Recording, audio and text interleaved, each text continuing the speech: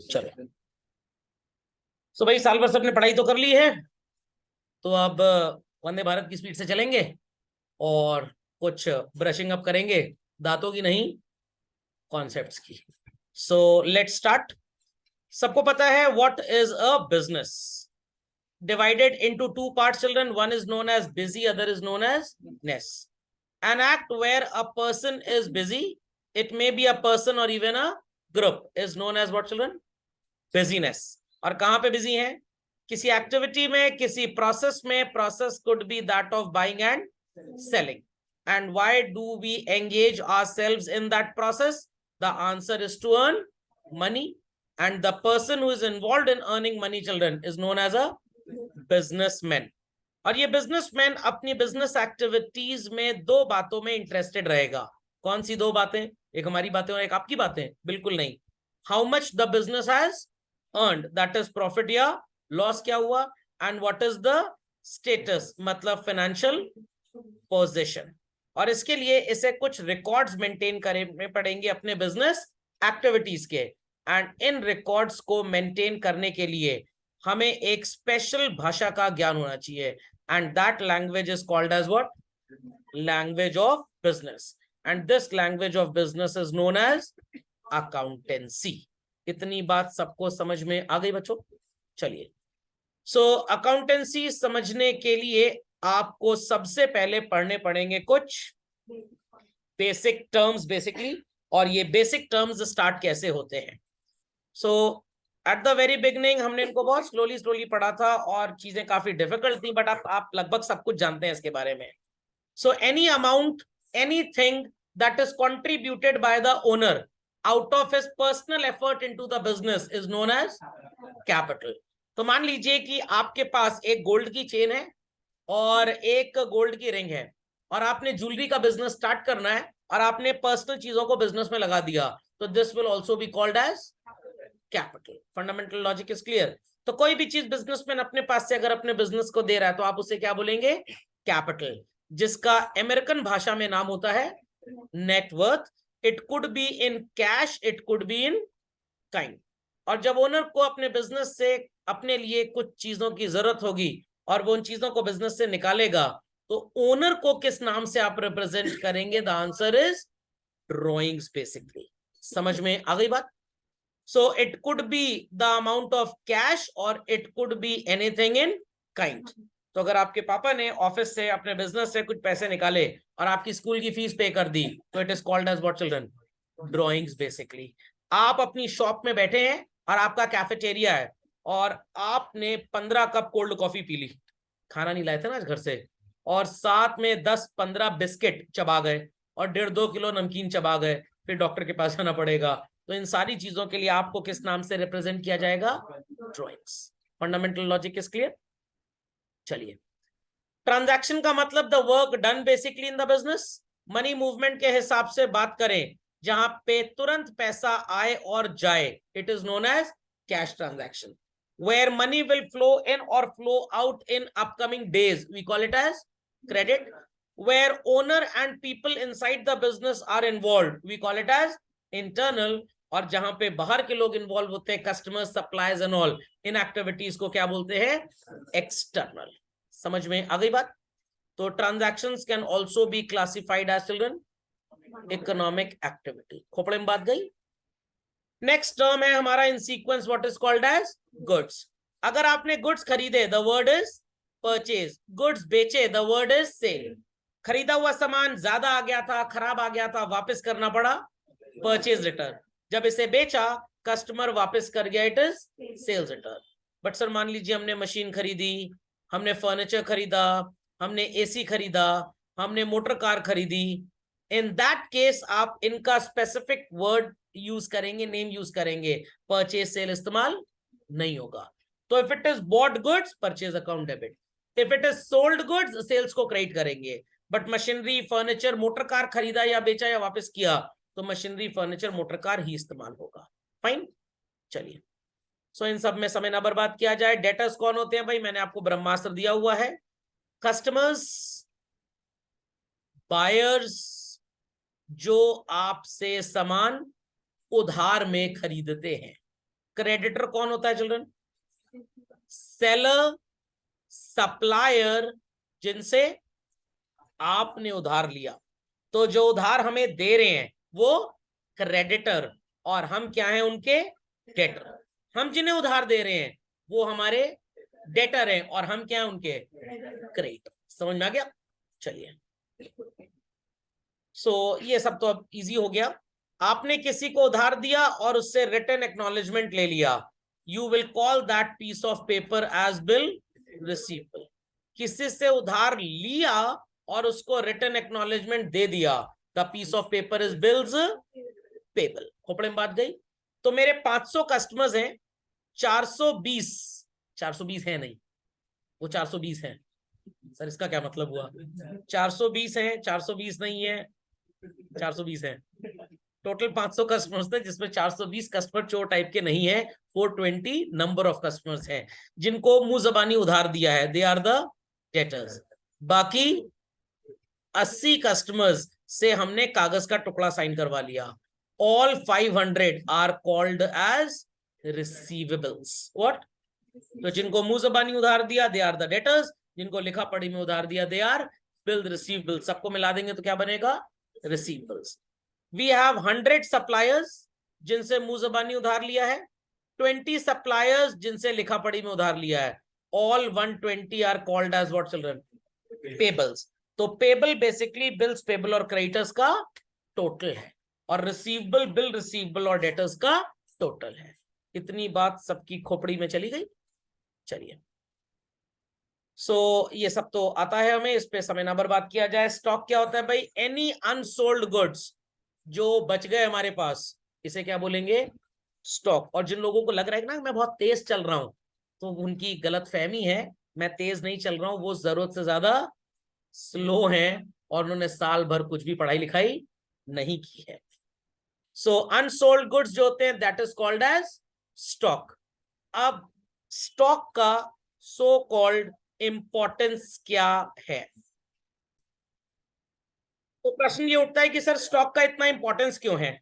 1,20,000 का सामान आपने खरीदा, सब नहीं बेचा है, इसमें से सिर्फ 95 वाला 135 में बेच दिया, तो your profit would be 40,000 rupees, क्योंकि 95 वाला 135 में बिका है। 25,000 का सामान तो आप बेच ही नहीं पाए। अगर आप स्टॉक का कॉन्सेप्ट नहीं सीखेंगे तो आप प्रॉफिट को गड़बड़ रिकॉर्ड कर देंगे। ये बात आपने ट्रेडिंग अकाउंट बनाते समय भी देखी है। स्टॉक चिल्ड्रन टाइम पीरियड के हिसाब से दो तरह का होता है। ईयर के एंड में जो बचा वो क्लोजिंग स्टॉक, और इसी को अगले साल क्या बोलेंगे? Opening stock. क्योंकि आपने पढ़ाई बहुत ज्यादा कर ली है, तो I can answer the things further. Closing stock हमारी एसेट होता है बच्चों, और ओपनिंग स्टॉक एक्सपेंस होता है। इस चीज को नोट डाउन कर लीजिए, कॉपी में बड़े बढ़िया चीज बताई है मैंने। Closing stock is always an asset, never an expense, and opening stock is always an expense, never an asset. Note down कर लीजिए सुपर क्विकली। तो क्लोजिंग स्टॉक, ओपनिंग स्टॉक सबको समझ में आ गया? बेस्ड ऑन नेचर चिल्ड्रन, आलू पड़ा हुआ है कच्चा, टिकिया का ठेला लगाते हैं कुछ लोग, रॉ मटेरियल चिल्ड्रन। बॉयल कर लिया, टिकिया अभी तली नहीं गई है, सेमी फिनिश गुड्स और वर्क इन प्रोग्रेस। टिकिया रेडी है चटनी के साथ बेचने के लिए, बेकरार है किसी के मुंह में जाने के लिए, it is finish goods. Mummy का गुस्सा बड़ा भयंकर है, अभी सुतैया चालू नहीं हुई है, रॉ मटेरियल। मम्मी सूते जा रही है, अभी दी एंड नहीं हुआ। समझ में आ गया? बड़ा भाई कह भी रहा है मम्मी छोड़ दो, मम्मी ऐसे घूर के देख रही है, वो सोच रहा मेरा नंबर है। तो मम्मी का घूरना बड़े भाई के लिए रॉ मटेरियल है, और छोटे भाई की सुताई चल रही है, वर्क इन प्रोग्रेस। और जब 40-50 झापड़ 2-4 लाख जूते खा लिया, सुधर गया, फिनिश गुड्स। समझ में आया कि नहीं? पक्का? चलिए, रेवेन्यू क्या होता है? रेगुलर सोर्स से आने वाला कोई भी पैसा बच्चों, it is known as revenue. Sale से आने वाला पैसा, रेंट मिलना, कमीशन मिलना, डिविडेंड मिलना, इंटरेस्ट मिलना, डे टू डे अफेयर्स पे जो भी हमें पैसा मिलता है, it is known as revenue. ध्यान से सुनिएगा मेरी बात। आपके पापा ने कोई प्रॉपर्टी खरीदी 10 साल पहले, और आप लोग वहां रह रहे थे। टुडे इट इज थॉट कि भाई अब ये लोकेलिटी अच्छी नहीं है, तो आपने दूसरी जगह शिफ्ट होना है। आपने पुराना घर 2 करोड़ में बेच दिया और नया 10 करोड़ का खरीद लिया। तो आपको जो 10 करोड़ रुपए का नया घर खरीदना है, और 2 करोड़ में जो पुराना बिका तो 2 करोड़ आया, ये रेवेन्यू नहीं होगा। बट प्रॉपर्टी डीलर जो 10 करोड़ का घर आपके पापा को बेच रहा है, उसका तो काम ही इसी चीज का है, उसके लिए वो 10 करोड़ रुपए रेवेन्यू है, जो घर आपके पापा ने नया उससे खरीदा। बट आपके पापा के लिए 2 करोड़ रुपए रिसीव करना रेवेन्यू नहीं होगा। Understood everybody? पक्का? तो रेवेन्यू के लिए very important, it should be a regular source, it should be a regular source. Papa mummy शादी ब्याह में गए, आप घर में अकेले थे, एक बार टीवी बेच दिए, एक बार माइक्रोवेव ओवन बेच दिए, समझ में आ गया? तो ये रेवेन्यू नहीं है। बट अगर उनको भनक लग गई कि आप रेगुलरली ऐसा कर रहे हैं, वो आपको भी रेवेन्यू बना देंगे, आपको भी रेगुलरली किसी ऑर्फनेज में भेज देंगे। ओके, तो रेगुलर होना बहुत जरूरी है। सो सिमिलरली चिल्ड्रन, कैपिटल का पैसा जो बिजनेस में आता है और जो लोन का पैसा आता है, ये रेवेन्यू नहीं है। बट सर कुछ लोग होते हैं ना, D company type, Vijay Mallya type, Nirav Modi type, regularly bank से पैसा ले रहे हैं, उनके टीचर ने बताया था कि लोन इनकम होता है, लायबिलिटी नहीं होता। अंडरस्टैंडिंग? और एक दिन भाग जाएंगे पैसा लेके।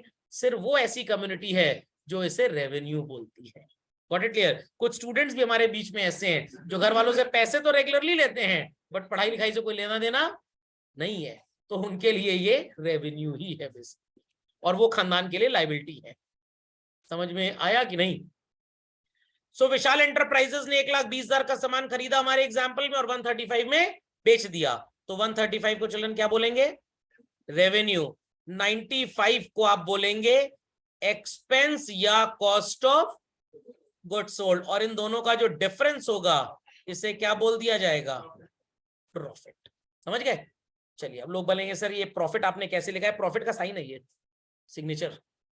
चलिए, ये तो आपने मैथ्स में पढ़ा था कक्षा 5 में, सेलिंग प्राइस का एक्सेस होना कॉस्ट प्राइस से इज प्रॉफिट। 11th में क्या पढ़ाया जा रहा है? रेवेन्यू माइनस एक्सपेंस और cost of goods sold, already told in the previous case. Profit की अगर बात करें बच्चों, तो 3 बातें हमारे दिमाग में आती हैं। One is called as income, other is called as profit, and third is called as gain. So earnings के बच्चों 3 सिनोनिम्स हैं। How many? 3.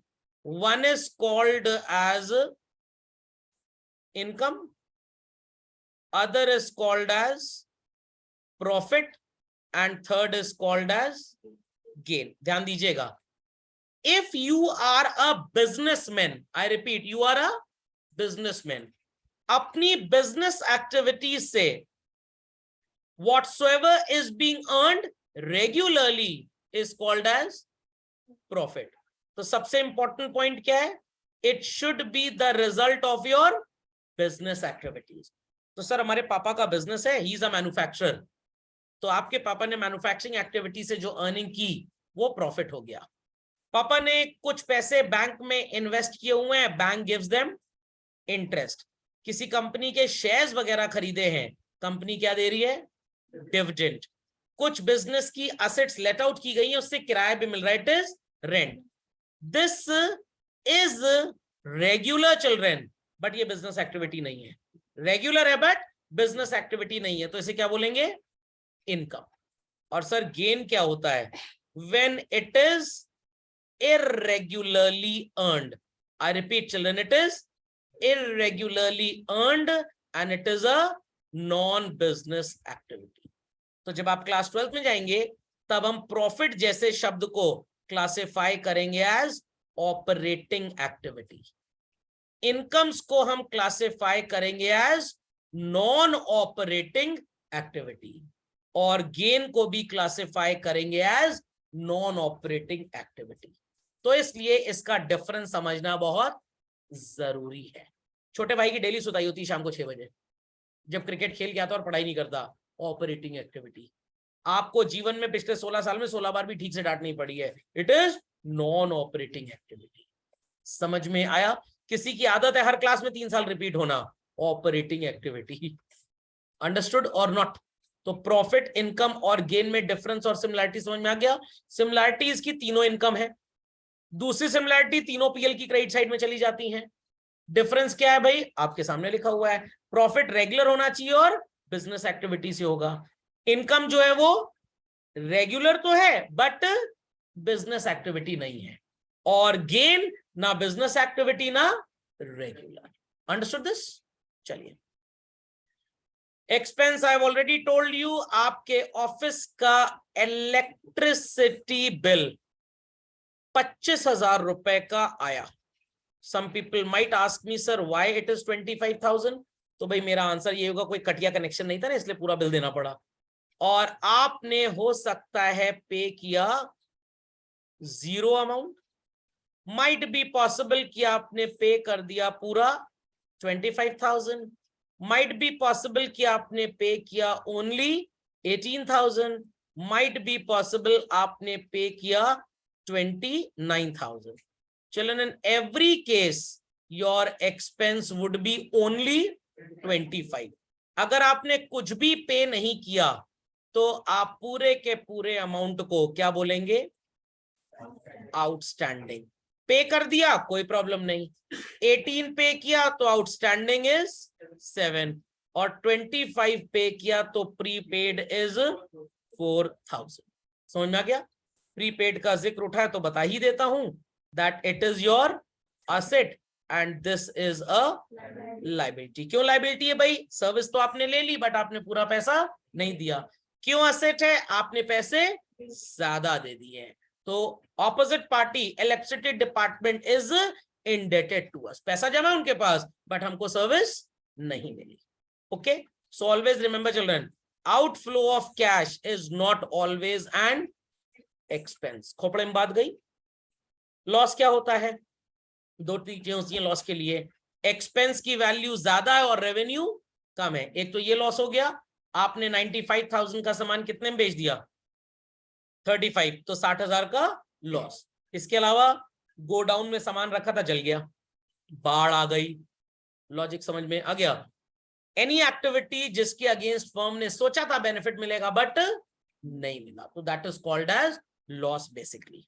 ओके, हर वो चीज जो हमारे बिजनेस की बच्चों बिलोंगिंग है, बिजनेस ओन्स इट, बेनिफिट मिल रहा है and it is to be received in future. It could be any person, it could be any place, it could be any thing. समझ में आ गया? एंड सो कॉल्ड, ध्यान से सुनिएगा, PPT। खोपड़े में बात गई। It could be a person, it could be a place, it could be a thing. एक लेटर मैंने आपको और बताया था, it should have existence, it should have. तो सर ये आप क्यों बता रहे हैं? 1 लाख रुपए लैंड एंड बिल्डिंग खरीदने के लिए बिल्डर को दे दिया, तो लैंड एंड बिल्डिंग का एग्जिस्टेंस है, एसेट है।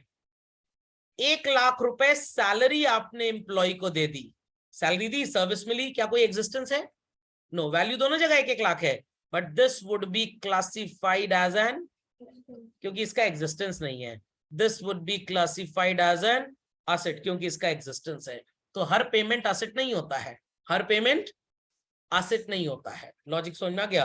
तो किसी भी चीज को एसेट होने के लिए क्या जरूरी है? It should be a belonging, the firm should own it, it should give some benefit, it should have the characteristic of existence and it should be received। तो यहां पे लॉजिक आपको नजर आ रहा होगा। पोपट, याद आ गया? पोपट, पर्सन, ऑर्गेनाइजेशन, प्लेस और थिंग।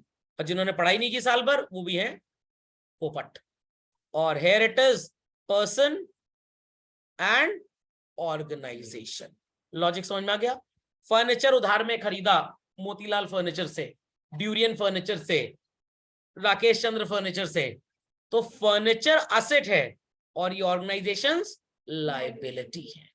समझ में आ गया? मैकडॉनल्ड में बर्थडे पार्टी सेलिब्रेट की, 500 करोड़ का बिल आ गया, 1 फूटी कौड़ी नहीं दे के आए, क्या बर्गर को आप लायबिलिटी बोलेंगे? No, who is a liability? McDonald is a liability. खोपड़े में बात गई चिल्ड्रन? टाइप ऑफ एसेट जिनका जीवन लंबा होता है, they are called as non current asset, the old name was fixed asset. तो अगर आप एक बिजनेसमैन है, the office building is your non current asset. But अगर आप एक कॉलोनाइजर है, ढेर सारी बिल्डिंग्स आपके पास हैं, तो आप उन्हें नॉन करंट एसेट नहीं बोलेंगे, क्योंकि आज नहीं तो कल वो किसी ना किसी को सेल हो जाएंगी, तो they are called as what, current assets. Non current assets की बात उठी है तो मैं आपको एक और एग्जांपल देता हूं। These are said to possess the characteristic of depreciable assets, whereas current assets, children, are never depreciable. अब कुछ लोग बोलेंगे क्यों सर, डेटर में भी तो प्रोविजन होता था। बिल्कुल होता था। तो करंट असेट्स में अगर वैल्यू गिर रही है तो वी क्रिएट व्हाट, और fixed asset, non current asset की वैल्यू अगर गिर रही है तो वी चार्ज व्हाट, डेप्रिसिएशन भी एक तरह का प्रोविजन है। समझ में आ गया, समझ में आ गया। तो every sister is not a मौसी और अ बुआ जी। पापा की सिस्टर है तो बुआ जी है, मम्मी की सिस्टर है तो मौसी जी है। तो बड़ा क्लोज रिलेशनशिप है। मामा जी की वाइफ इज मामी जी, नाना जी की वाइफ इज नानी जी, दादाजी की वाइफ इज दादी जी, फूफा जी की वाइफ इज फूफी जी, मौसा जी की वाइफ इज मौसी जी, बट पापा जी की वाइफ इज नॉट पापी जी। समझ में आ गया।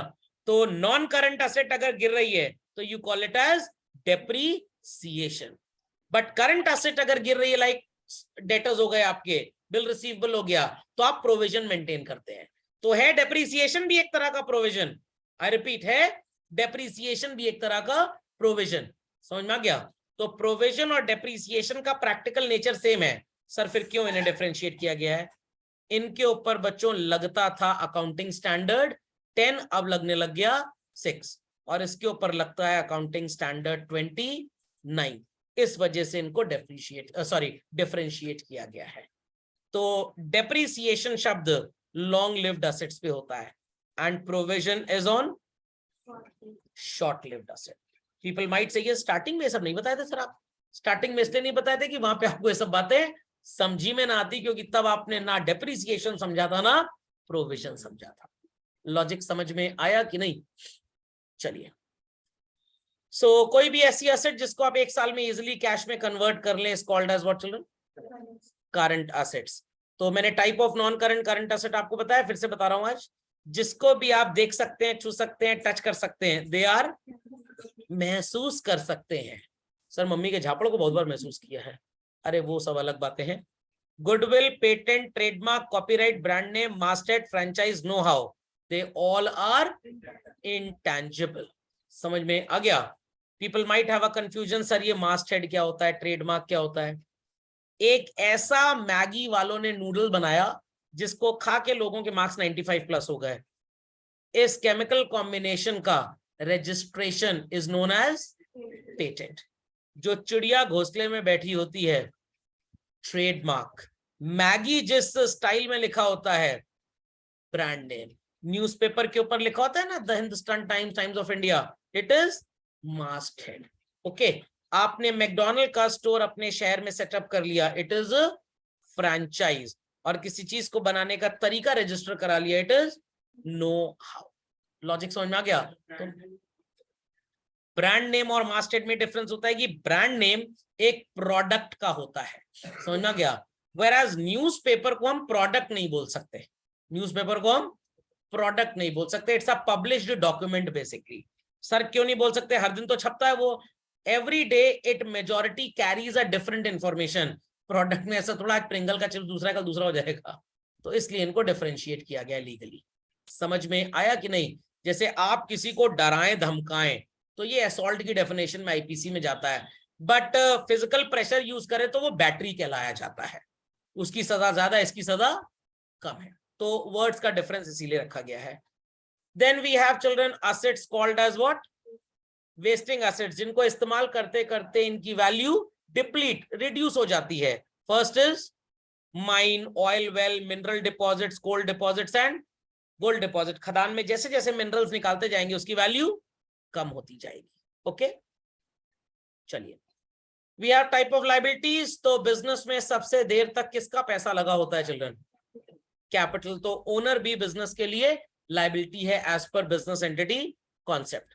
जो लोन्स वगैरह आपने लिए, they are called as long term liability और फिक्स लायबिलिटी। अब आपको समझ में आ गया होगा why reserve is also a liability. Profit का जो पार्ट हमने बिजनेस में छोड़ दिया, it is known as what? Reserve. पैसा तो बिजनेसमैन का है बच्चों, बट रखा कहां पे है? बिजनेस के अंदर, तो we call it as what? Reserve.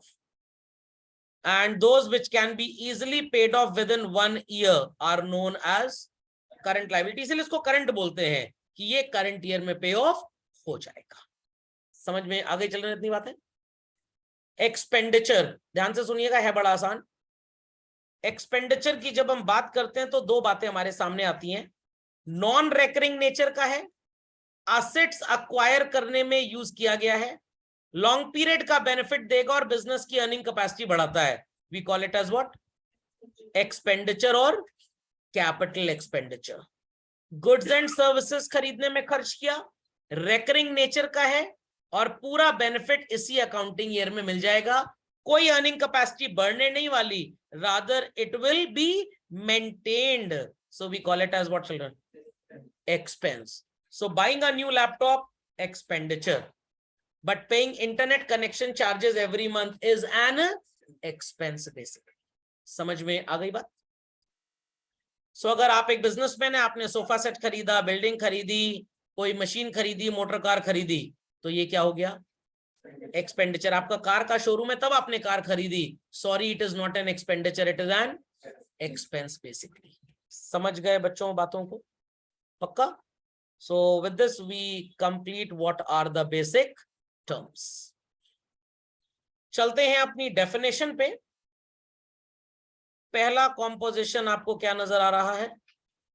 Recording then classifying then in a significant manner and in terms of money, transactions and events.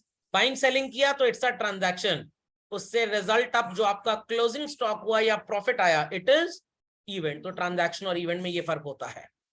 इस डेफिनेशन को मैंने बहुत क्लियरली यहाँ पे एक्सप्लेन किया हुआ है। चलो, कैश सेल ऑफ गुड्स हो या आपने बैंक से लोन बोरो किया, दोनों ट्रांजैक्शन कैश बुक में जाते हैं, यस और नो?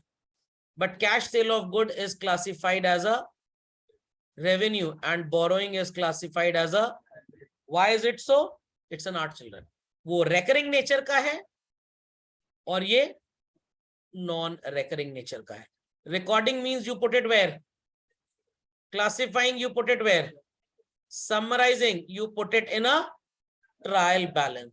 Significant manner का मतलब है as suggested by government authorities। In terms of money का मतलब सिर्फ वो एक्टिविटीज रिकॉर्ड होंगी जिसको आप मनी के टर्म्स में कंपेयर या एक्सप्रेस कर सकते हैं।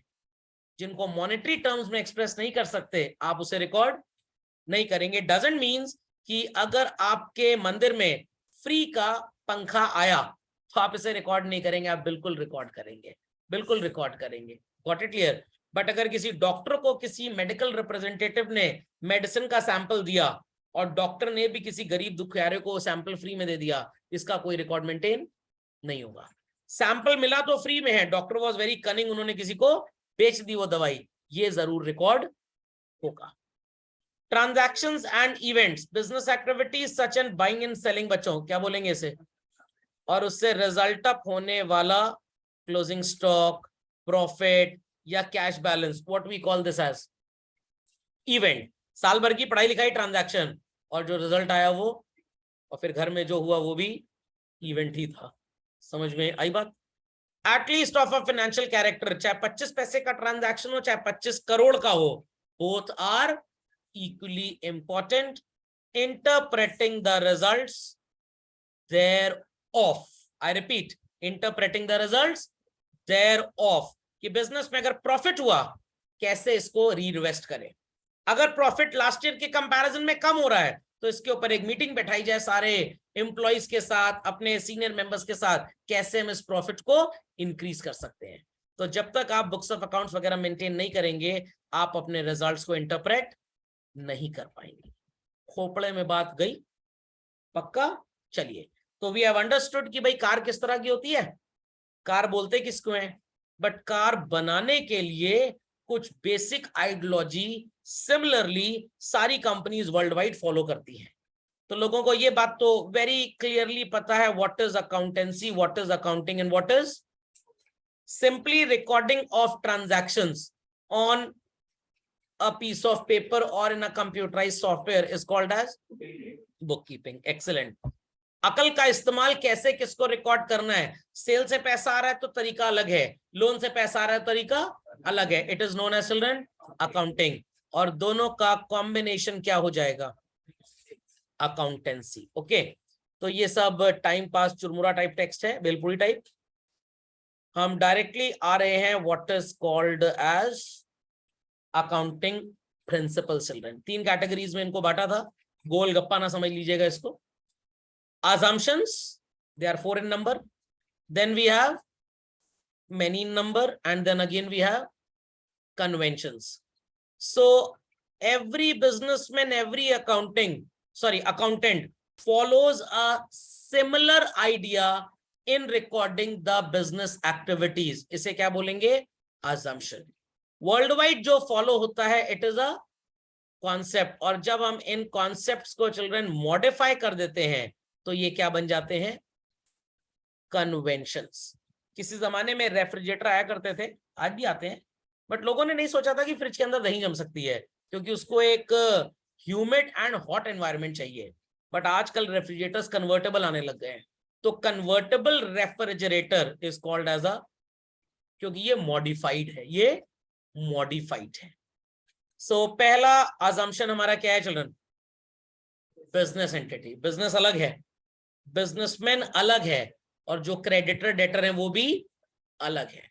पापा ने आपकी स्कूल फीस पे की, what it will be called as it, मतलब पापा को किस नाम से पुकारा जाएगा, ड्राइंग्स।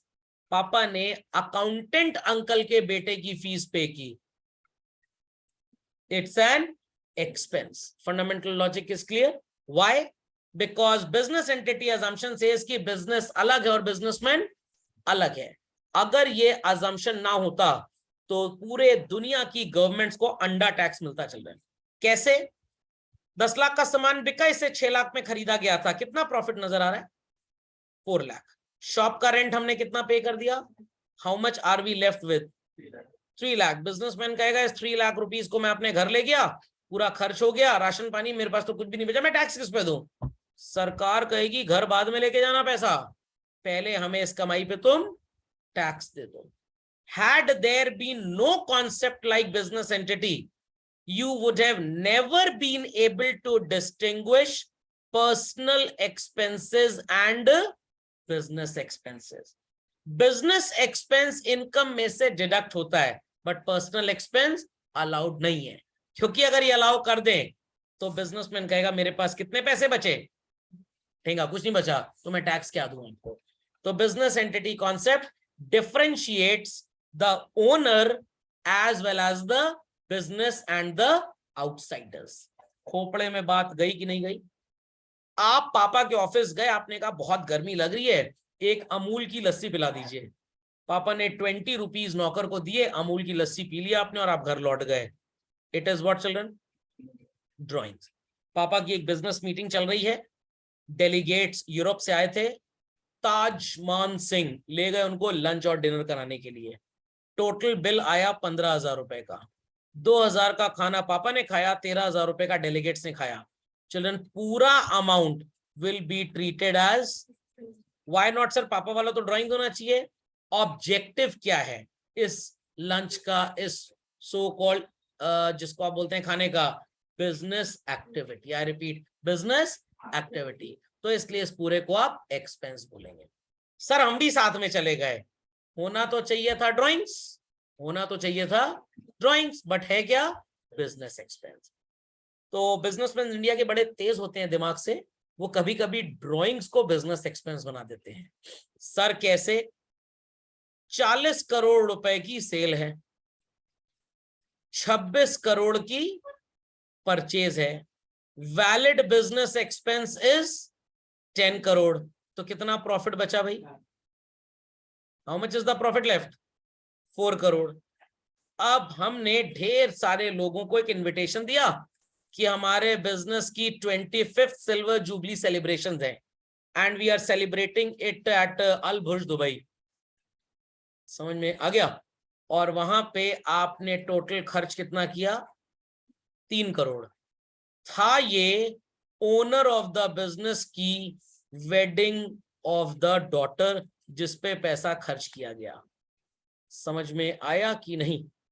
समझ में आया कि नहीं? और वहां पे सारे मोबाइल फोन गेस्ट के जब्त करवा लिए गए ताकि कोई फोटो खींच के लीक ना करे। तो 3 करोड़ रुपए बिजनेसमैन ने बेटी की शादी पे खर्च कर दिया और क्या दिखा दिया? That this is 25th year celebration of the business. तो कितना प्रॉफिट बचा चिल्ड्रन? 1 करोड़। 3 करोड़ रुपए का प्रॉफिट पे जो टैक्स बनता था वो हमने सरकार का पार कर दिया। अंडरस्टैंडिंग और नॉट? तो इसके लिए आपका वकील और सीए बहुत तेज होना चाहिए। सीए तेज होगा तभी अकाउंटिंग सही होगी, वकील तेज नहीं होगा तो जेल में चक्की पीसिंग पीसिंग एंड पीसिंग, life pissed off. Logic understood well? कैसे बिजनेस कम्युनिटी ड्राइंग्स को बिजनेस एक्सपेंस बना देती है। तो आपको ऐसा नहीं करना कभी भी अगर आप जेल नहीं जाना चाहते तो। मनी मेजरमेंट अजम्पशन, लड़ाई झगड़ा हो गया, मारपीट हो गई, गांधी जी का कॉन्सेप्ट नहीं चला यहाँ पे कि कोई एक गाल पे तमाचा मारे तो उसका दूसरा गाल पे करो। Okay, so anything that is expressed in terms of money would be recorded, anything that can not be expressed in terms of money can not be recorded. Accountant ने ऑफिस में मच्छर ज्यादा थे, हिट स्प्रे कर दिया, 390 रुपए hit की MRP है, ये रिकॉर्ड होगा, बट मच्छर कितने मरे ये रिकॉर्ड नहीं होगा, because this can not be expressed in terms of money as such. समझ में आई बात कि नहीं? अकाउंटिंग पीरियड, एक generous time period, generic time period, एक स्टैंडर्ड टाइम पीरियड लेना पड़ता है जिसमें हम अपनी बिजनेस एक्टिविटीज को रिकॉर्ड भी करते हैं और अपनी बिजनेस एक्टिविटीज का प्रॉफिट लॉस भी डिस्क्लोज करते हैं, and that period is 365 days or 52 weeks or 1 year, or we can also call it as what children? 12 months. Going concern assumption, चलती का नाम गाड़ी, आपने क्रेडिट सेल की चिल्ड्रन 4 करोड़ की और कैश सेल परफॉर्म की 2 करोड़ की, what is your total sale? Should we record only 2 crore and ignore 4 crore? बिल्कुल नहीं, क्योंकि अगर आप क्रेडिट सेल रिकॉर्ड नहीं करेंगे तो कल को आपको याद कैसे रहेगा कि किस कस्टमर से कितने पैसे अभी लेने हैं। So this would be the first follow up of going concern concept कि आप क्रेडिट एक्टिविटीज को भी उतना ही इंपॉर्टेंस देंगे जितना कैश एक्टिविटीज को। Any asset that lives for a longer period is classified as what children? Long lived, and any asset that lives for a shorter period will be called as what? Current asset. तो ये assumption भी हमें कौन देता है? Going concern principle. क्या आपने generator खरीदा, इन्वर्टर खरीदा ऑफिस में यूज करने के लिए, इट्स अ लॉन्ग लिव्ड। बेचने के लिए खरीदा तो it's a short lived. 500 pieces of inverters आपके गोडाउन में पड़े हुए हैं, it is known as what children? और 5 इन्वर्टर्स आपने ऑफिस में लगवाए हुए हैं, it is your non current asset. जो ऑफिस में लगे हुए हैं उस पे डेप्रिसिएशन चार्ज होगा, बट जो गोडाउन में 500 पीस पड़े उस पे कोई भी डेप्रिसिएशन चार्ज नहीं होगा। Fundamental logic is clear? तो इन अजम्पशंस को इसीलिए फ्रेम किया गया है कि हमारी अकाउंटिंग प्रैक्टिसेस एकदम सही हो। आई रिपीट, एकदम सही हो। तो अगर कार, पापा की पर्सनल कार पंचर हो गई, 100 रुपीज लगा पंचर बनवाने में, it is what children? Drawings. But if it is meant only for traveling from home to office and office to home, then it is not drawing children, then it is eligible to be called as an expense. So depreciation का concept लोगों को पता है, won't be wasting any time. Dual aspect तो बताने की जरूरत ही नहीं है, कुछ पाने के लिए कुछ खोना पड़ता है। So ultimately there are 2 aspects. One is called as receiving benefit, which is known as debit, derived from the word debre or debia, and in short we put it what children? Debit. And the other is giving benefit or sacrifice, derived from the word credia, in short called as what? Credit. Khopde में बात गई, क्रेडिया की जगह आप क्रेडरे भी इस्तेमाल कर सकते हैं। ओके, रेवेन्यू रियलाइजेशन 2 लाइन में एक्सप्लेन कर रहा हूं। Accounting session is from 1st April 2021 to 31st March 22, and the next session was 1st April 20 to 31st March 21. You received rupees 1 lakh on 8th May 2020 and sold goods worth rupees 1 lakh on 8th May 21. सबको सुनाई पड़ा है? So in this assumption, children, profit is set to be realized where?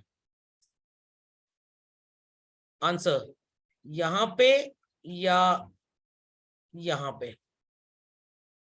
बताइए, profit कहां पे हुआ? 8th मई को 8th मई को 2020 में प्रॉफिट हुआ या 21 में? 21 में प्रॉफिट हुआ है चिल्ड्रन. आई रिपीट, कब प्रॉफिट हुआ? 21 में. Why is it so sir? Is it so because goods की जो ओनरशिप है children, that got transferred in the year 2021. दूसरा एग्जांपल देखिएगा.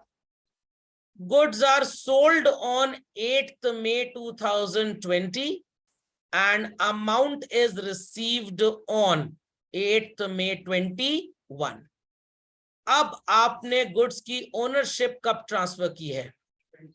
2020 में. तो प्रॉफिट उस दिन रिकॉर्ड होता है जब सेल हो, ना कि जब हमें पैसा मिले. फंडामेंटल इज क्लियर और नॉट? फंडामेंटल इज क्लियर और नॉट? सर फर्क क्या पड़ेगा? फर्क पड़ेगा जब आपने सेल 2021 में की है, पैसा चाहे आपको पहले मिल गया हो, टैक्स आप 21 के लिए पे करेंगे. जब आपने सेल 2020 में की है तो टैक्स आपको 2020 में पे करना है, ना कि आपको जब प्रॉफिट मिला. सुनाई पड़ गई बात? तो रेवेन्यू रियलाइजेशन का यही मतलब है कि जब गुड्स की ओनरशिप ट्रांसफर हुई, only then we'll assume, I repeat, only then we'll assume कि हमने प्रॉफिट कमाया. पैसे का लेन then is not the factor to determine your profit earnings. समझ में आई बात सबको इतनी? Moving further to this historical cost concept. 10 lakh रुपए की मशीन खरीदी, बट वर्केबल कंडीशन में लाने के लिए 50,000 और लग गया. What's the total cost of machine? Not 10 lakh. 10 lakh 50,000. Understood this? Matching concept. कौन सी शर्ट के साथ कौन सा ट्राउजर पहनना है? बिल्कुल भी नहीं. 30,000 का सामान खरीदा, इसमें से 22 वाला कितने में बेच दिया? तो प्रॉफिट कितना हुआ चिल्ड्रन? कैसे निकाला? By comparing revenue worth 22,000 with cost of goods worth, गलत गलत गलत, revenue worth 28,000 with the cost worth 22. What is your profit? बाकी के जो 8,000 के गुड्स बचे बच्चों, did they give us any profit? No. तो आप इसे क्या बोलेंगे? Unsold goods. तो 30,000 rupee is your purchase. But आप एक्सपेंस की डेफिनेशन कितने पे अप्लाई करेंगे? 22. And this would be called as your asset. Similarly 4,000 रुपए महीना आपका रेंट है शॉप का. टोटल 12 मंथ्स का कितना हो गया children? 48. This 48 will be called as expense. Payment कितना है? 56. How much is excess children? This would be called as prepaid expense. तो आप एक्सपेंस की डेफिनेशन में सिर्फ 48 लिखेंगे, ना कि पूरा 56. सर फर्क क्या पड़ेगा? फर्क पड़ेगा. अगर आप 56 को एक्सपेंस बोल दें तो आपका एक्सपेंस बुक्स में ज्यादा रिकॉर्ड हुआ, your profitability will go down. Full disclosure तो टाइम पास है. झूठ बोले कौवा काटे, नदी किनारे सांप है. तो आपको अपने ट्रांजैक्शंस को फुल्ली डिस्क्लोज करना है, कुछ भी हाइड अप नहीं करना है. कागज नहीं तो ट्रांजैक्शन नहीं. आपका अकाउंटेंट सिर्फ उन्हीं ट्रांजैक्शंस को सर्टिफाई करेगा चिल्ड्रन जिन ट्रांजैक्शंस का आपके पास वैलिड डॉक्यूमेंट है. If you do not have a valid document, क्या आप ऐसी चीजों को सर्टिफाई करेंगे? बिल्कुल भी नहीं. इसका एक आपको जीता जाता एग्जांपल देता हूं. आपने अपने अकाउंटेंट को 10,000 रुपए दिया, भाई महीने भर में इतना पैसा चाय नाश्ते पे खर्च करना. उसने 12,000 रुपए ऑफिस से और ले लिए. What is 10 + 12? 22. टोटल 22,000 रुपए उसने खर्च किया, बट आपको बिल दे पाया सिर्फ 20,000 का. तो आप रिकॉर्डिंग कितने की करेंगे बुक्स में? सिर्फ 20 की. 2000 won't be called as an expense, क्योंकि हमारे पास उसको वेरीफाई करने का कोई भी लॉजिक नहीं है. So this principle simply says that all business transactions should be certified by a valid document. अगर आपके पास डॉक्यूमेंट नहीं है तो ये ट्रांजैक्शन वैलिड नहीं है. समझ में आ गई बात समझ में आ गई. तो इट्स जस्ट लाइक दैट कि पुलिस वाले ने आपको ट्रैफिक सिग्नल पे रोका और आपसे पूछा कि भाई गाड़ी लेके जा रहे हो, do you have the valid documents. आपने डॉक्यूमेंट दिखा दिए तो वो आपको जाने देगा. डॉक्यूमेंट्स नहीं दिखा पाए तो अपने साथ ले चलेगा. जाएंगे दोनों केस में आप, एक बार अपने घर एक बार जेल में. समझ में आई बात? नहीं समझ में आई बात? डॉक्यूमेंट्स हैं तो you are the owner, documents नहीं है you are a thief basically. समझ गए बात को? Next in the sequence we have children modifying principles. 5 lakh रुपए बिजनेसमैन अर्न करता है, अकाउंटिंग सिस्टम लगाने की सोच रहा है 5 करोड़ की. क्या ऐसे अकाउंटिंग सिस्टम का कोई फायदा है? नो. आपने अपने घर में बेस्ट आरओ वाटर प्यूरिफायर लगवाया, टाइटेनियम कोटेड प्लेट्स उसके अंदर है, 50 लाख रुपए का. लगवाना चाहिए था आपको. सर बीमार भी पड़ेंगे तो 2-4 लाख रुपए अस्पताल में जमा होने में लगेगा, तो 50 लाख खर्च करने का कोई फायदा नहीं है. वही चीज यहाँ पे भी है. हमको इतना महंगा अकाउंटिंग सिस्टम फॉलो ही नहीं करना चाहिए जिससे हमको एडवांटेज ना हो, रादर डिसएडवांटेज हो. पड़ोसी की दुकान पे आग लग गई, will we be passing the entry loss of goods by fire? Not at all. So any transaction which is not relevant for us हम उसे रिकॉर्ड नहीं करेंगे. सबको बात समझ में आ गई बच्चों? चिल्ड्रन सबको बात समझ में आ गई? That is materiality principle. Consistency अब आप समझ पाएंगे बहुत कायदे से. 5 साल स्ट्रेट लाइन मेथड रिकॉर्ड किया, 3 साल डिमिनिशिंग बैलेंस और फिर स्ट्रेट लाइन में आ गए. क्या आपने एक ट्रेंड फॉलो किया? नो. ये कंसिस्टेंसी के अगेंस्ट जाता है.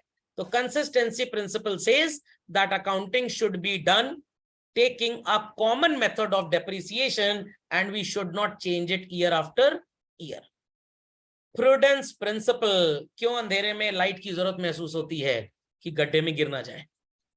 वैसे ही बिजनेसमैन एंटिसिपेटेड लॉसेस को रिकॉर्ड करेगा but he won't be recording anticipated gains as such. Any doubts? Many doubts to this? तो डेटर के भागने की उम्मीद है, बिल्कुल रिकॉर्ड करिए, प्रोविजन बना लीजिए. एसेट के गिरने की उम्मीद है, बिल्कुल डेप्रिसिएशन चार्ज कर लीजिए.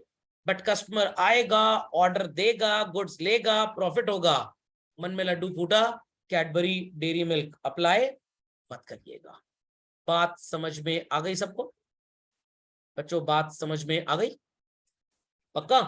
चलिए तो सीक्वेंस में चलते हैं अपने. और अगला सीक्वेंस क्या है? Accounting equation. सर ये क्यों पढ़ते हैं, बड़ा बकवास चैप्टर है. Accounting equation teaches you how mathematics is applied in accountancy. लोगों ने डेबिट और क्रेडिट तो पढ़ाई है, सबको आता है, बट अकाउंटिंग इक्वेशन आपका एक कॉन्सेप्ट स्ट्रॉन्ग करता है that if your asset is increasing it's a benefit plus, and if it is decreasing it's a sacrifice. क्या करते हैं हम इसे? माइनस.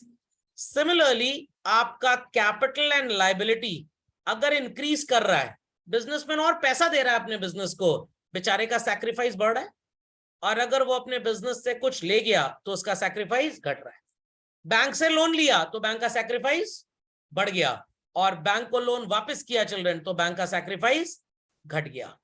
इसी सैक्रिफाइस के इंक्रीज डिक्रीज एंड एसेट के इंक्रीज डिक्रीज को डेबिट और क्रेडिट में समझने से पहले हम प्लस और माइनस के टर्म्स में समझते हैं. एंड देयर आफ्टर वी से एसेट का प्लस मतलब डेबिट होता है और माइनस मतलब क्रेडिट. कैपिटल और लायबिलिटी में प्लस का मतलब क्रेडिट होता है चिल्ड्रन और माइनस का मतलब डेबिट होता है. Okay. So accounting equations tells us that assets in the business will always be equal to what children? Capital plus liability. 3 में से अगर कोई 2 चीजें आपको मिल जाए, आई होप सो आप तीसरी चीज खुद से फाइंड आउट कर लेंगे. यस और नो? चलिए सो ये तो रिपीट एग्जांपल है, we have already done this. 2 lakh रुपए का एसेट है चिल्ड्रन, 80,000 का लायबिलिटी है. What's the difference? 120 is your capital. 4 lakh का असेट है, 3 लाख की कैपिटल है, what's your liability? 1 lakh. Capital और लाइबिलिटी 5,80,000 दिया, व्हाट्स योर असेट चिल्ड्रन? 5,80,000। समझ में आ गया? तो ये तो थोड़ा सा बस फूड फॉर थॉट था। अकाउंटिंग इक्वेशन क्यों पढ़ते हैं इसका मैंने रीजन आपको बताया कि बच्चा 10th क्लास तक मैथ्स पढ़ के थोड़ा बहुत आता है और अब उसको क्या पढ़ना है? Accountancy. So the chapter teaches that whensoever asset increases we'll use which mathematical symbol? Plus. And when it decreases? Very good. When capital or liability increases which mathematical symbol would be used? Plus. And when it decreases? Minus. बात समझ में आ रही है? इसी plus को कुछ दिन बाद बच्चों हम कन्वर्ट किस में करते हैं? डेबिट में। and this plus gets converted into credit. This minus gets converted into credit and this gets converted into debit. तो आपके लिए जर्नल पढ़ना कंपैरेटिवली आसान हो जाता है। So how do we prepare accounting equation? सबसे पहले हम एक खांचा खींच लेते हैं। ट्रांजैक्शन में आपको असेट्स भी मिलेंगे as well as sir expense और इनकम भी मिलता है, बिल्कुल मिलता है, बट अभी आप छोटे बच्चे हैं तो एक्सपेंस और इनकम के पापा का नाम क्या है? वो कैपिटल के साथ यहाँ एडजस्ट होते हैं। और यही चिल्ड्रन सबसे बड़ा फॉल्ट है हमारे अकाउंटिंग इक्वेशन में। और इसी फॉल्ट को रिमूव करने के लिए व्हाट डू वी स्टडी? बात की स्टोरी है, पहले तो अकाउंटिंग इक्वेशन समझते हैं। तो we read the transactions generally. Transaction में हमें बहुत चीजें मिलती हैं। वी क्लासिफाई कि असेट कौन सा है, लायबिलिटी कौन सा है। फिर हम देखते हैं कि असेट इज इंक्रीजिंग और decreasing. If it is increasing what we do, if it is decreasing what we do. Similarly liability increase करता है तो प्लस और डिक्रीज करता है तो माइनस। स्टोरी में एक ट्विस्ट है, असेट आ रहा है तो इंक्रीज प्लस कर देंगे, जा रहा है तो डिक्रीज माइनस कर देंगे। लायबिलिटी में यहां पे आप फंस जाते हैं। बैंक ने लोन दिया, पैसा जा रहा है, बच्चा माइनस कर देता है। ऐसे नहीं करना है। बैंक ने लोन दिया, बैंक के पास से पैसा जा रहा है, मूव अ स्टेप अहेड। इस एक्टिविटी की वजह से बैंक के ऊपर इफेक्ट क्या आ रहा है? आई रिपीट, बैंक के ऊपर बैंक का सैक्रिफाइस बढ़ रहा है। What to do children? Plus. हमने बैंक को पैसे वापस किए, क्रेडिटर को पैसे वापस किए, ओनर पैसे वापस ले गया। सर उनके पास पैसे आ रहे हैं, सर प्लस कर दीजिए। इफेक्ट क्या है उनके ऊपर? उनका त्याग कम हो रहा है, क्या कर देंगे? तो असेट में तो डायरेक्ट चलता है, यहां पे आपको लायबिलिटी का इफेक्ट देखना है। सैक्रिफाइस बढ़ रहा है तो प्लस और घट रहा है तो माइनस। इतनी बात चिल्ड्रन समझ में आ गई? देयर आफ्टर हम इसको टोटल कर लेते हैं और उसके बाद आप बना देते हैं इसकी बैलेंस शीट। कोई प्रॉब्लम यहां पे किसी को समझने में? कंफर्म? चलिए, तो मैंने आपके कन्वीनियंस के लिए कुछ एग्जांपल्स आपको यहां पे दिए थे कि आप कहां पे क्या एडजस्ट करेंगे। सो इनको भी धड़ाम कर लेते हैं। Goods taken over for personal use, charity and free sample, stock में क्या कर देंगे? माइनस। ओनर को ये सब काम करने में बेनिफिट मिलता है। चैरिटी में सामान बांट रहा है तो एडवर्टाइजमेंट वगैरह करने की जरूरत नहीं है। जब उससे बेनिफिट मिलेगा बच्चों तो उसका सैक्रिफाइस क्या होगा? कम। और कम होने पे मैथमेटिकल सिंबल क्या है? माइनस। फर्नीचर बनवाया अपनी शॉप से कुछ टिम्बर निकलवाकर, स्टॉक कम हो गया, क्या करेंगे स्टॉक को? और टिम्बर की वैल्यू कम हो गई बट फर्नीचर जो उससे बना उसकी वैल्यू बढ़ गई। What to do? Simple as that. 8,000 का सामान 9,000 में बेच दिया, स्टॉक में माइनस कितना करेंगे चिल्ड्रन? कैश में बेचा तो कैश में प्लस कर देंगे 9,000, डेटर्स को बेचा उधार में तो डेटर में प्लस कर देंगे। कितना प्रॉफिट हुआ? स्टूडेंट्स में भी कंफ्यूज, कैपिटल में क्यों ऐड किया sir? Is there written anywhere कि ये पैसा बिजनेस से गया? बिजनेस में ही है। बिजनेस अलग है और बिजनेसमैन अलग है, तो बिजनेस के ऊपर बोझ बढ़ गया, बिजनेस के ऊपर बोझ बढ़ गया, तो सैक्रिफाइस ओनर का बढ़ गया बिकॉज उसने अपने पैसे कहां पे छोड़े हुए हैं अभी? In the business. So children sacrifice increases. खोपड़े में बात गई। पड़ोस वाली आंटी शादी में गई हैं, मम्मी के पास अपनी 1 करोड़ की ज्वेलरी रखवा के गई हैं, तो मम्मी की लायबिलिटी बढ़ गई है। समझ में आया कि नहीं? और 8,000 के गुड्स को 7,500 में बेचा, 8,000 तो कॉस्ट प्राइस माइनस हो जाएगा। कैश में बेचा तो 7,500 कैश में प्लस, डेटर में बेचा तो 7,500 डेटर में plus. What's the amount of loss children? Profit था तो कैपिटल में प्लस किया और लॉस होगा तो वाई। ये मत बोलिएगा सर वहां पे पैसा बिजनेस में छूटा हुआ है, ओनर का त्याग सैक्रिफाइस बढ़ रहा है, यहां पे कम नहीं हो रहा, इट्स अ डेरिवेशन जिसके अकॉर्डिंगली आप इसे लेस करते हैं। सो ध्यान से मेरी बात सुनिएगा, गुड्स खरीदेंगे स्टॉक बढ़ेगा प्लस, बेनिफिट बढ़ रहा है, गुड्स बेचेंगे स्टॉक जा रहा है माइनस, सैक्रिफाइस हो रहा है, तो बेनिफिट हुआ तो प्लस, सैक्रिफाइस हुआ तो माइनस। प्रॉफिट हुआ तो कैपिटल में प्लस क्यों किया? Because the money of profit is still kept where in the business. है किसका ये पैसा?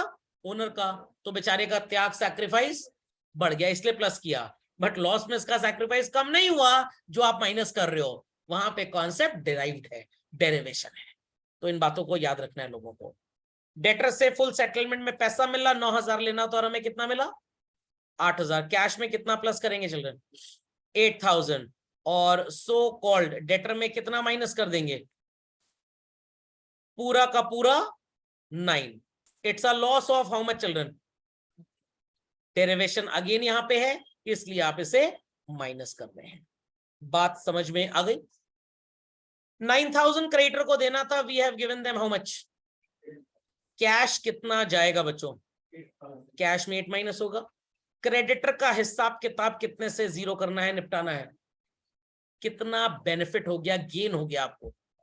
1,000 का प्रॉफिट है चिल्ड्रन, ये प्रॉफिट का पैसा is it mentioned anywhere that the businessman takes to his home children? No, nowhere it is being mentioned कि ये पैसा वो अपने घर ले गया। तो पैसा स्टिल कहां रखा है किसका? ओनर का, तो ओनर का सैक्रिफाइस पड़ गया। सुनाई पड़ गई बात? इंटरेस्ट ऑन कैपिटल और इंटरेस्ट ऑन ड्रॉइंग, कैपिटल में ही प्लस होता है और कैपिटल में ही, इसको मैं एक जर्नल एंट्री से आपको समझाता हूं। एंट्री बच्चों थी interest on capital to capital.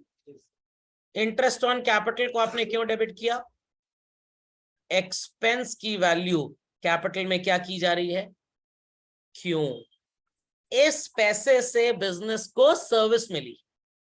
Had there been no investment done by the businessman, he would have been borrowing the money from bank. अपना पैसा उसने लगाया, ध्यान दीजिएगा, अपना पैसा उसने लगाया तो बैंक से बोरो नहीं करना पड़ा, तो इस पैसे ने बिजनेसमैन को बेनिफिट दिया।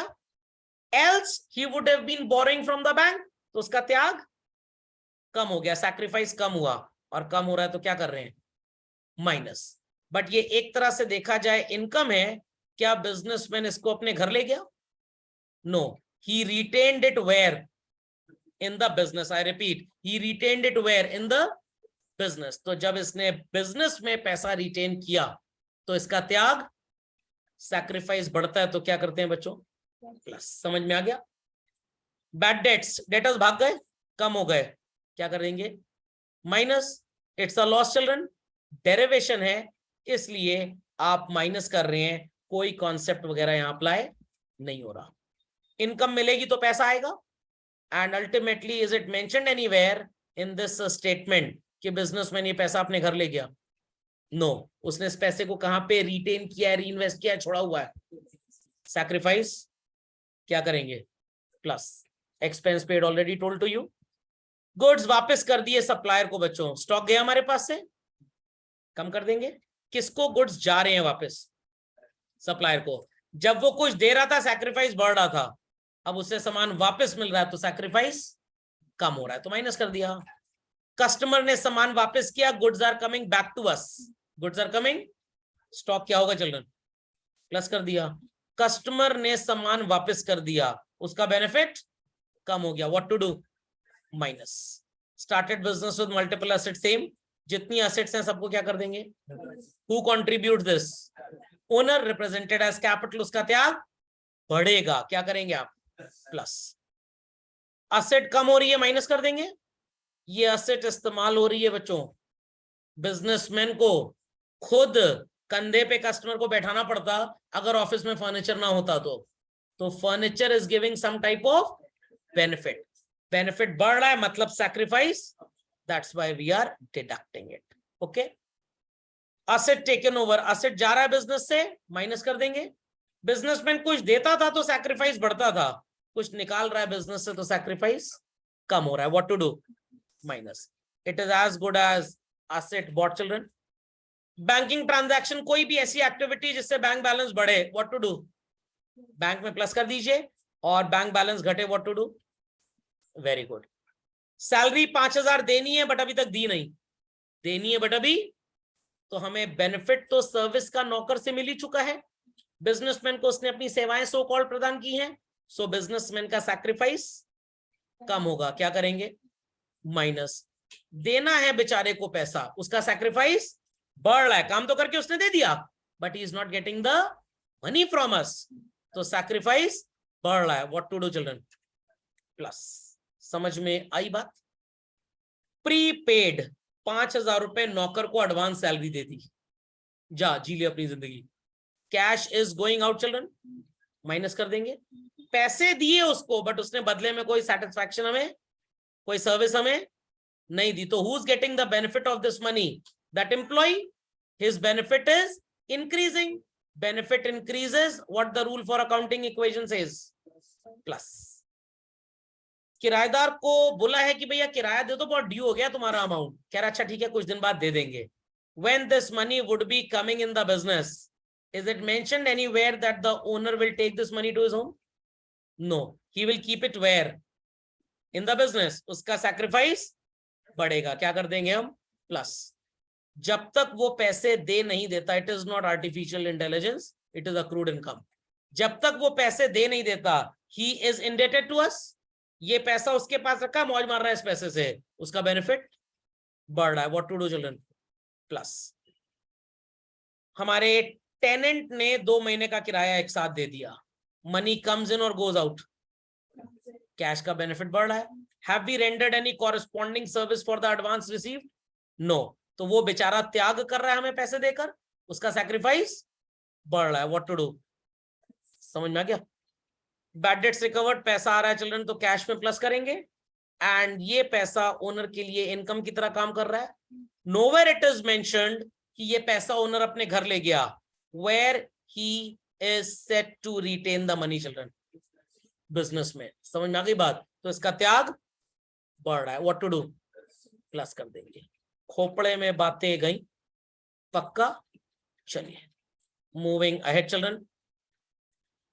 सो फॉल्ट मैंने आपको बता दी थी, तो फॉल्ट के बाद अब आपको समझना है कि इस फॉल्ट से छुटकारा कैसे पाएंगे। तो हम बनाएंगे एक रिकॉर्ड, हम करेंगे गुटबाजी। गुटबाजी क्या होती है sir? Grouping. Grouping.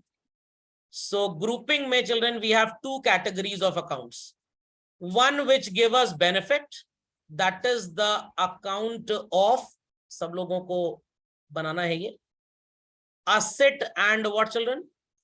Expense, and sacrifice की कैटेगरी में 3 है आपके पास। one is called as capital, other is called as liability, and the last one is income. ध्यान से सुनिएगा, I am putting something titled as accounting equation, जिससे आप ये चीज समझेंगे। asset equals to capital plus liabilities. I hope so the visibility is super okay.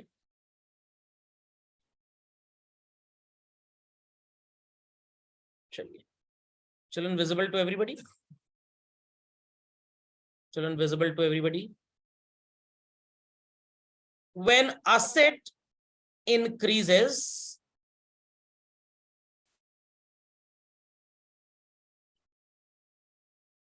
it's a benefit, and when it decreases, it's a sacrifice. Khopde में बात गई बच्चों।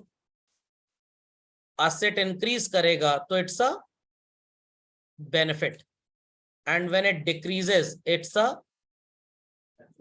sacrifice. Benefit होता था तो आप प्लस करते थे, और सैक्रिफाइस होता था तो माइनस। अब इसी प्लस को on the asset side what will dictate debit and minus को क्या बोलेंगे क्रेडिट. लाइकवाइज इफ कैपिटल और लाइबिलिटी इंक्रीजेस, ओनर पैसे दे रहा है, बैंक वाले लोन दे रहे हैं, तो व्हाट वी से सैक्रिफाइस इंक्रीजेस. आप प्लस करते थे और जब हमने बैंक को लोन का पैसा वापस कर दिया, ओनर ने अपना पैसा बिजनेस से निकाल लिया, तो वील से कि सैक्रिफाइस कम हो रहा था, मतलब इट्स अ बेनिफिट. तो क्या करते थे हम माइनस. इसी को अब आपको चेंज करना है. This sacrifice increase will be called as credit and decrease would be called as debit. तो जब भी आपकी असेट इंक्रीज हो रही है चिल्ड्रन, आप डेबिट में प्लॉट करेंगे और डिक्रीज हो रही है तो क्रेडिट में. Same with expense. If capital or liability is increasing, we'll put it on the credit, and if they are decreasing, we'll put it on the debit. Income again children अगर increase करेगी तो we'll put it on the credit side. सबको ये कहानियां समझ में आ गई? So for asset the rule is debit the increase and credit the decrease. Expense के लिए similar rule. For capital and liability, it is credit the increase and debit the decrease. And for income, it is the similar rule. समझ गए सब लोग? चलिए, update this quickly. So, let's start with this question number 17 titled as prepare accounting equation from the following.